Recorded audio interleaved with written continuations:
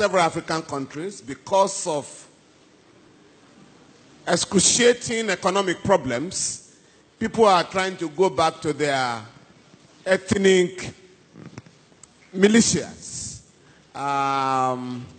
In the case of Nigeria, right now, young people who are disenchanted and frustrated with the system are being invited by the most reactionary segment of the ruling class to go back to their ethnic shells. Whereas in the drawing rooms of the rich, nobody talks of religion or ethnicity when they want to destroy and steal the wealth of the country. The question of sex is irrelevant. As a matter of fact, all the armed robbers in Nigeria, all the money they have stolen since 1960 has not been up to 191 billion naira stolen by an executive of a bank. I'm sure you know what I'm talking about. Yes. A lady executive of a bank was charged with stealing 250 billion naira. She pleaded with the government, can I do plea bargain? I will return 194 billion naira. Now, and I'm saying all the money stolen by armed robbers since 1960 has not been equal to that. But we are then told by the ruling class, aided by imperialism, that everybody should mind his own business because of the fear that if you have a united African country in Nigeria, 170 million people, that is one of the largest markets in the world. So for them, they want to keep us divided so that it's easy to rule us. And that is what is going on.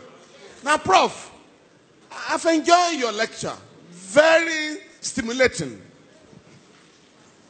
I have one or two problems.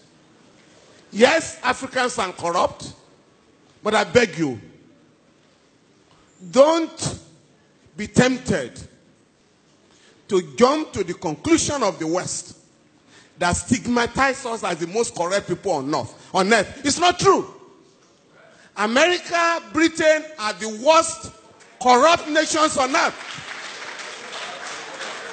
Prof, the Transparency International try to rank great corrupt countries. They say Nigeria is corrupt, Ghana is corrupt, Cameroon is corrupt. But Switzerland, that warehouses all corrupt money in the world, is never in that reckoning. Secondly, sir, and I think that was the point Nkrumah was making, neocolonialism, the last stage of imperialism.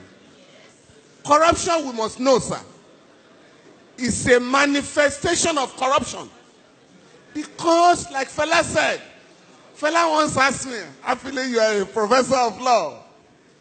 Fela said, Femi, with all this your funny law, now, where did you get the idea of fraud from? Money laundering. If the Western people were not stealing, there would be no word like fraud. No word like stealing. But Fela then warned us, don't accept their language and their ideology. When you say money laundering, Fela said, what is money laundering? But if you say a man is a thief, in the school, his children will be ashamed when you say your father is a thief. But when you say the man is engaged in money laundering, it means nothing. Please.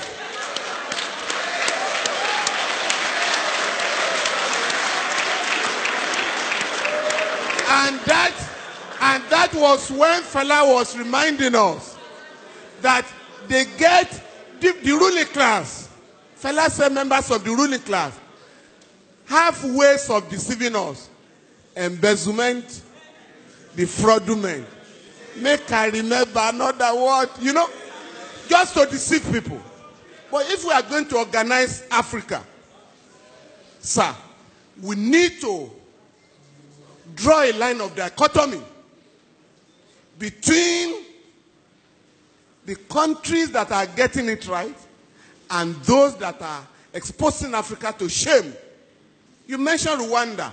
Rwanda, not just the cleanest city, has the largest number of women legislators in the world, ahead of the West.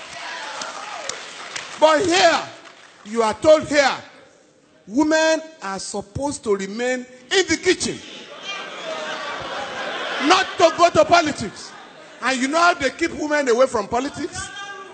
All the meetings of political parties are held in the dead of the night. Why? I'm talking of great ideas by lecturers, and you could pick and choose. And I chose ideas that could transform our continent. And when I went to practice, incidentally, I think Motorayo is left. Who asked the question?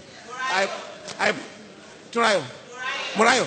I practiced under our father, the late Alao Akabashorun, and he was an African lawyer, was very close to Nkrumah, Fela and all that. And that generation believed that Africans should be made to realize that we can solve our own problems. Fela sang about religion, and this is very important, because I was just reading Pastor Adeboye, who has just said that he wants to establish more churches so that everybody can have a church within a walking distance. Now, Fela sang about religion and the danger of religiosity as opposed to spirituality. Now, Okoye Akadina Okoye has just given a beautiful reply this morning that what Adebayo is talking about are business centers, not religious institutions. Please, and this is very important, they want to know how our young people can have these progressive ideas. Ayo, I would like to suggest to Yeni and other organizers of celebration, next year, please, have a session for musicians in Nigeria. Not just the show. Have an intellectual engagement with them so that you can get them to realize what it means. My own son, my son is a musician. And I asked him one day, where are you getting these your ideas from? He said that you've forgotten that in your car, in our home in those days, you always play Fela. And I have learned about singing for relevance in our society. The last one is about the elite. All of us here, including Prof. Fela decided to drop ransom from his name. You know Fela was Ransom Kuti. He dropped it and chose Anikulapo Kuti. And that influenced many of us to also change our foreign name. Prof, by the way, I was also a Patrick, like you. Now, but I've thrown away that. But on our children, all of us can decide today. Because Prof made the point. We are all proud when a friend visits you and you say, greet your uncle. You speak the same language. That does not happen anywhere in the world. The late Ganifa Femi called my house one day. My last girl picked up the phone and said, who is speaking, please? And Gani said, please give the phone to your father. Is that not Femi Falana's house? The girl said, yes. Why are you speaking English to me? And I had to apologize. He didn't know you were, sir. In my home, my wife and I decided, since we didn't learn our own English in school, at home, we're never going to speak English to our children at home. Now, that has paid off. Contemporary and friends of my children ask them now, where did you learn your Yoruba from? And I think all of us can decide to teach our children our native language. When we were in school, it was prohibited. They call it vernacular. If you spoke Yoruba in my secondary school, you would go for 2 weeks suspension. Thank you.